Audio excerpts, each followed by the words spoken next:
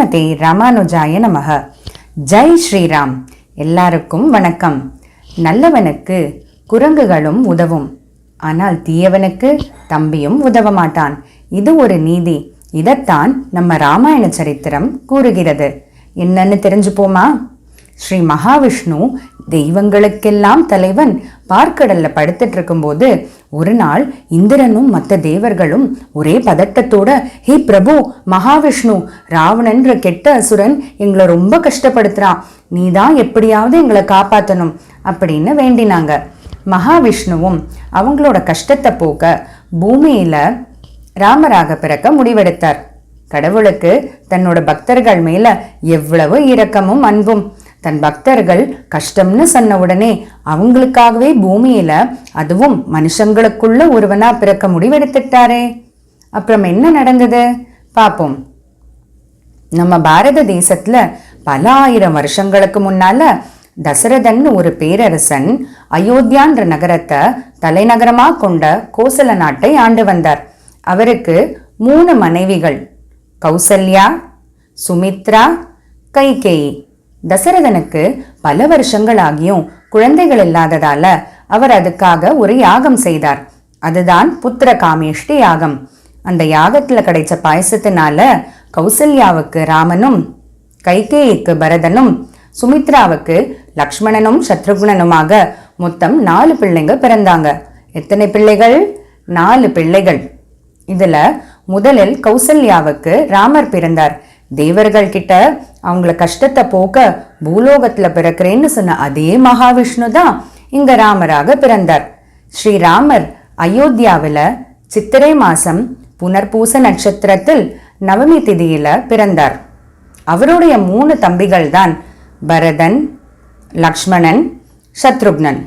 இப்போ நாமெல்லாம் பிறந்து வளர்ந்த உடனே நம்மளை படிக்க எங்க அனுப்புவாங்க? பள்ளிக்கூடம் அனுப்புவாங்க இல்லையா? அதே போலதான் இந்த 4 சகோதரர்களும் அவங்களோட குலகுரு வசிஷ்ட முனிவர் கிட்ட பாடம் படிச்சு வந்தாங்க. ஒரு நாள் விஸ்வாமித்ரன்ற முனிவர் அவரோட யாகத்தை ராட்சசர்கள் கிட்ட இருந்து காப்பாத்த ராமரை தன்னோட அனுப்பி வைக்கணும்னு தசரதன் கிட்ட வேண்ட, தசரதனும் ராமனையும் லக்ஷ்மணனையும் அனுப்பி வைத்தார். அப்ப ராமருக்கு 12 வயசுதான். இருந்தாலும் தன்னோட அப்பா சொன்ன உடனே காட்டுக்கு கிளம்பிட்டார். இப்படி பெரியவங்க சொல் பேச்செல்லாம் கேட்டு வளர்ந்த ராமரை பத்தி தான் நாம இன்னைக்கும் தந்தை சொல் மிக்க மந்திரம் இல்லைன்னு படிக்கிறோம். காட்டுல போகிற வழியில திடீர்னு ஒரு கோரமான உருவத்தோட, கூர்மையான பற்களோட ஒரு பெரிய ராட்சசி, தாடகைன்னு பேரு, இவங்களை நோக்கி ஓடி வந்தா. தன்னோட குரு சொன்ன வார்த்தையை கேட்டு ஒரே அம்பால தாடகைய கொன்ன ராமர் யாகம் நடக்கும் இடத்துக்கு போய் சேர்ந்தார். அங்க பார்த்தா இந்த தாடகையோட மகன்களான சுபாகுவும் மாரீசனும் யாகத்தை தடுக்க முயற்சி செஞ்சாங்க. சுபாகுவை கொண்டு விட்டு மாரீசனை ஓட்டி விட்டார் ராமர். தன்னோட குருவோட தொடர்ந்து நடந்து நடந்து மிதிலை போய் சேர்ந்தார். மிதிலையா? இதென்ன புதுசா ஒரு ஊர்? நம்ம கதாநாயகி சீத்தையோட ஊர் தான் மிதிலை. சீத்தையோட அப்பாவான ஜனகர் தான் இந்த நாட்டோட ராஜா. இவங்க அங்க போயிருந்த சமயம் சீத்தைக்கேத்த கணவனை தேர்ந்தெடுக்க ஒரு போட்டி நடந்துட்டு இருந்தது. இதத்தான் சுயம்வரம்னு சொல்லுவாங்க. அதாவது சிவனோட பெரிய வில்ல தூக்கி அதுல கைத்த கட்டணும். சுயம்வரத்துல யாராலும் தூக்க கூட முடியாத அந்த வில்ல நம் ராமர் ரொம்ப சுலபமா தூக்கி அதுல கைத்த கட்ட முயற்சி செய்ய அது முறிஞ்சே போச்சு. அப்புறம் என்ன, கல்யாண ஏற்பாடுகள்லாம் நடக்க அயோத்தியாவிலிருந்து எல்லாரும் வந்து சேர சீத்தைக்கும் ராமனுக்கும், லக்ஷ்மணனுக்கும் ஊர்மிளாவுக்கும், பரதனுக்கும் மாண்டவிக்கும், சத்ருகுணனுக்கும் ஸ்ருதகீர்த்திக்கும் கல்யாணம் நடந்தது. கல்யாணம் முடிஞ்சு எல்லாரும் அயோத்தியா திரும்பி 12 வருஷம் சந்தோஷமா சுகமா வாழ்ந்தாங்க. அப்படி இருக்க ஒரு நாள் ராமருக்கு பட்டாபிஷேகம், அதாவது ராமரை ராஜாவாக முடிசூட்ட ஆலோசிச்சு முடிவெடுத்து முடிசூட்ட விழா நேரத்துல கைகேயி தசரதன் கிட்ட முன்னமே கேட்டிருந்த 2 வரத்தை கேட்டா. அதாவது ராமரை 14 வருஷம் காட்டுக்கு அனுப்பிவிட்டு பரதனை ராஜாவாக்கணும்னு ஏற்பாடு செய்தா. இதை கேட்ட தசரதன் மயக்கமே போட்டு விட்டார். கொஞ்ச நேரம் கழிச்சு ராமரை கூப்பிட்டு நடந்ததையெல்லாம் சொல்ல ராமர் என்ன செஞ்சிருப்பார்னு நினைக்கிறீங்க? ராமர் ஒரு வார்த்தையோ இல்ல ஒரு கேள்வியோ கூட கேட்காம உடனே காட்டுக்கு கிளம்பிட்டார். தந்தை சொல் தட்டாதவர் இல்லையா? சீதையோடையும் லக்ஷ்மணனோடையும் காட்டுக்கு போகிற வழியில குகன்ற வேடனை சந்திச்சு அவனோட நட்பு கொண்டார் ராமர். ராஜா தசரதன் மகன் எளிமையா ஒரு வேடன் கூட கூட நட்பு கொண்டார். ராமர் உயர்ந்தவன் தாழ்ந்தவன்னு வித்தியாசம் பார்க்காத நல்லவர். காட்டுக்குள்ள போய் பரத்வாஜர் உள்ளிட்ட பல முனிவர்களை சந்திச்சு சித்திரக்கூடத்துல இருக்கும்போது பரதன் வந்து தசரதன் இறந்து போன செய்தியை சொல்லி தனக்கு அரசனாக விருப்பம் இல்லாததால ராமர் காலில் போட்டிருக்கும் செருப்பு, அதாவது பாதுகைகளை வாங்கி அதை வைத்தே நாட்டுக்கு வெளியிலிருந்தே ஆட்சி செய்தான். காட்டுல இருக்கிற சமயத்துல பல முனிவர்களை சந்திச்சு அவங்க கிட்ட நல்ல வாழ்க்கை முறை பத்தி எல்லாம் கேட்டு தெரிஞ்சு பஞ்சவட்டின்னு ஒரு இடத்துல குடிசை போட்டு வாழும்போது லங்கை அரசன் தீய ராவணனுடைய தங்கை சூர்பனகை அங்கு வந்தா. வந்து ராமர் மேல ஆசை தெரிவிச்சா. முன்னமே கல்யாணமாகி மனைவி சீத்தை இருந்ததால ராமர் மறுத்து விட்டார். கோபம் வந்த சூர்பனகை சீத்தைய தாக்கச் செல்ல லக்ஷ்மணன் வந்து சட்டுன்னு காதையும் மூக்கையும் அறுத்துட்டா. சும்மா விடுவாளா தீயவளான அரக்கி? இல்ல இல்ல, தன்னோட அண்ணன்களான கரண், தூஷணன், அதோட 14,000 ராட்சசர்களோட சூர்பனகை திரும்பி வர நம்ம கதாநாயகன் ராமரோ அவங்க எல்லாரையும் கொஞ்ச நேரத்திலேயே அழித்து விட்டார். என்ன வீரம்!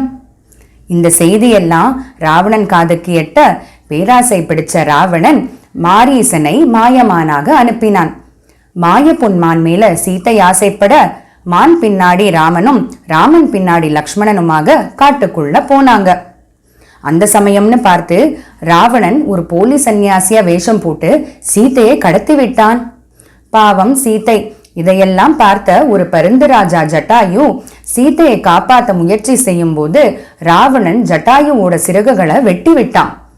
பின்னாடியே சீத்தையை தேடி வந்த ராமர் கிட்ட இந்த விஷயத்தெல்லாம் சொல்லி இறந்து விட்டார் ஜட்டாயு. சீத்தையை தொலைச்ச அந்த சமயத்துல கூட இறந்தவங்களுக்கு செய்ய வேண்டிய காரியங்களை ராமர் தானே ஜட்டாயுவுக்கு செய்து வைத்தார்.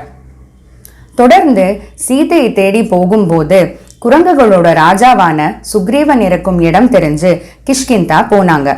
கிஷ்கிந்தா தான் இன்னைக்கு நம்ம கர்நாடகத்துல இருக்கும் ஹம்பி. கிஷ்கிந்தாவில் சுக்ரீவனோட மந்திரியான ஹனுமான சந்திச்சாங்க.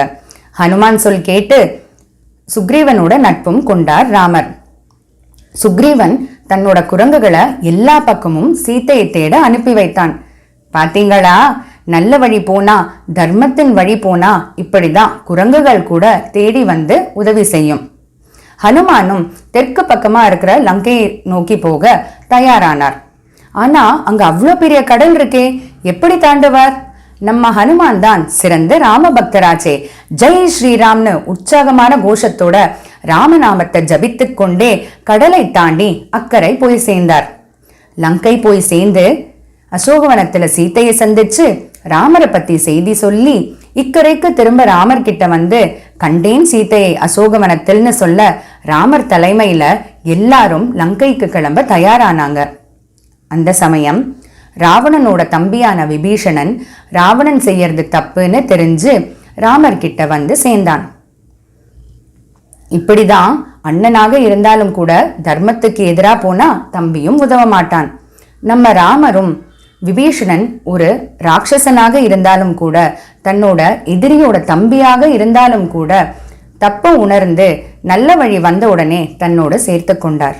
இப்படி ஒரு வேடன், பறவை, குரங்கு, ராட்சசன்னு யார்கிட்டையும் வித்தியாசம் பார்க்காம எல்லாரையும் சமமா நடத்தி எல்லார் கூடயும் நட்பு கொள்பவர் தான் நம் ராமர்.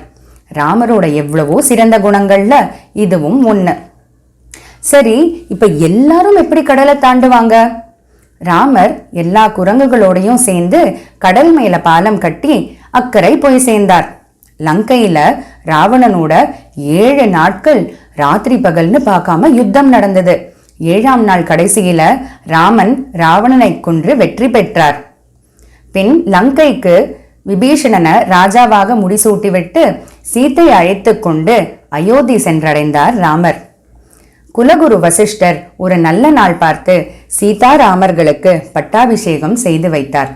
ராமன் 11,000 வருஷங்கள் தர்மம் தலைச்சிறந்த ஆட்சி செய்தார்.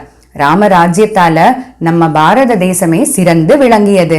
ஜெய் சீதாராம்.